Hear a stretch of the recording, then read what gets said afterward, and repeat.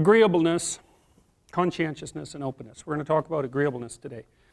Agreeableness is a very difficult personality dimension to understand, I think, partly because it's difficult to dissociate from neuroticism and as well from extroversion. Because agreeable people like you, and so that kind of sounds like extroversion, and disagreeable people sound like they're hard to get along with, and they sort of are, but people who are high in neuroticism are hard to get along with too, and they tend to be volatile and irritable.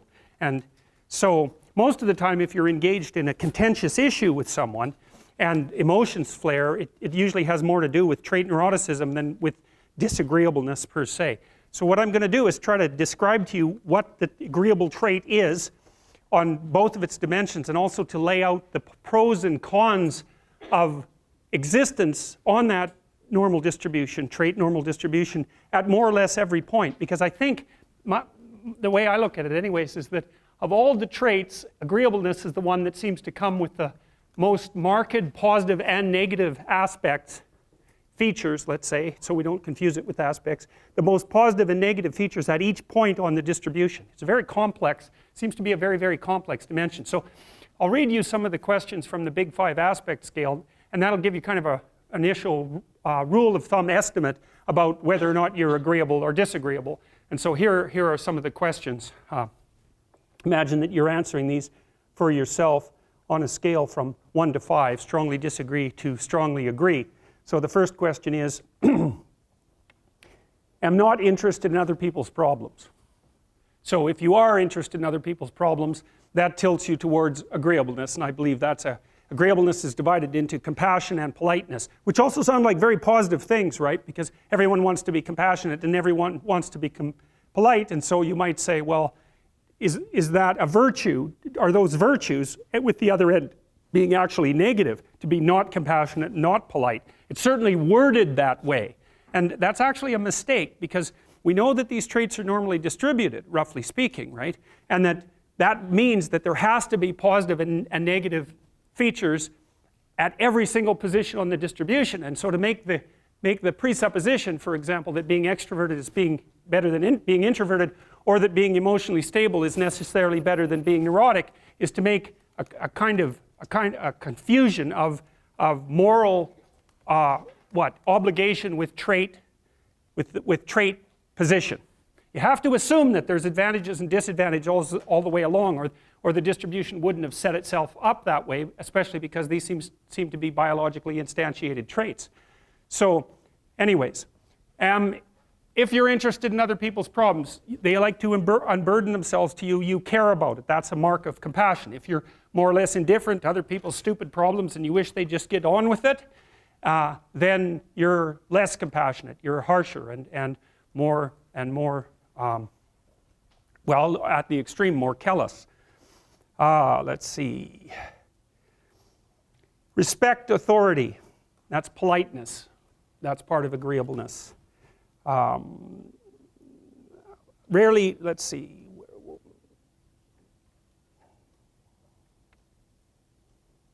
Feel others' emotions. Compassion.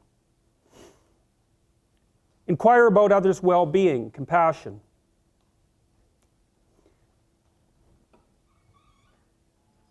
Can't be bothered with others' needs.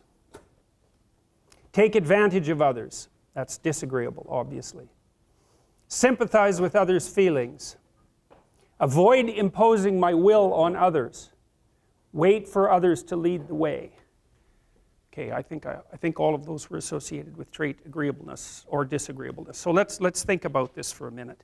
So I'm going to tell you how I conceptualize agreeableness. The first thing you want to know is that women are more agreeable than men, about half a standard deviation. And that's approximately enough so that if you took a random male and a random female out of the population and you tried to guess who was more agreeable and you guessed the female, you'd be right about 60% of the time. So, but what's interesting about that, and this is something also to keep in mind, is about normal distributions, you know. So imagine you have a normal distribution so that most people are in the middle, and then you have another normal distribution, male and female, and mostly they overlap. But you see out here and out here, they don't overlap at all. And so even though on average men and women don't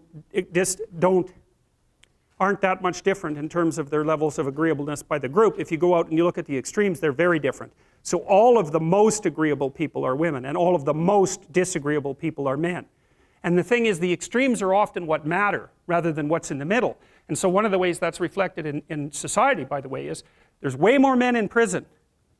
And the best personality predictor of being imprisoned is to be low in agreeableness. It makes you callous. Now you might think, well, what's the opposite of compassion and politeness? And the answer to that is, I think it's best sort of conceptualized as a trading game. So let's say that we're going to play repeated trading games. And if you're very agreeable, then you're going to bargain harder on my behalf than you're going to bargain on your own behalf.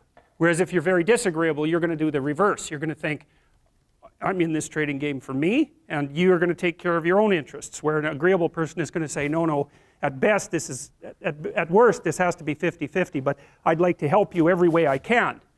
Okay, now so you kind of understand that. Now the advantage to being agreeable then is that you're good in teams and you're very much likely to give other people credit. The downside of being agreeable is that you're not very good at putting forward your own interests. And so one of the things that predicts salary across time, for example, is agreeableness, and it predicts it negatively. And so it's part of the reason why women get paid less than men. And this is something for the women in the class to really listen to, because how you get paid across time depends on a very large number of things, right? It depends on your skills and your abilities and your position and your social network and all of that. But the other thing it depends on is whether or not you actually go ask for money, or maybe that you don't even ask. Because actually you don't ask for money. You tell people that you need to be paid more, or something they don't like will happen. And I don't mean as a threat. I mean that you have to be willing, when you're negotiating, to have an alternative. You go talk to your boss, who isn't going to give you money, because everyone wants money, right? It's a competitive game. You're going to have to go there and say, look, here's what I do. Here's why it's useful. Here's why you have to give me more money. And this is my opportunities if you don't. And then you're not taking your boss's money anyways, because it's very frequently the case that he's working for a whopping big company. But he needs an excuse to give you money, because everyone's asking for money all the time. And so you have to put your case forward powerfully and disagreeably. Now, you don't want to do it too disagreeably, because then he's going to think that you're a son of a bitch, and maybe he's not going to give you anything, and maybe you'll get fired for being mouthy and all of that. And that certainly happens to people who are too disagreeable.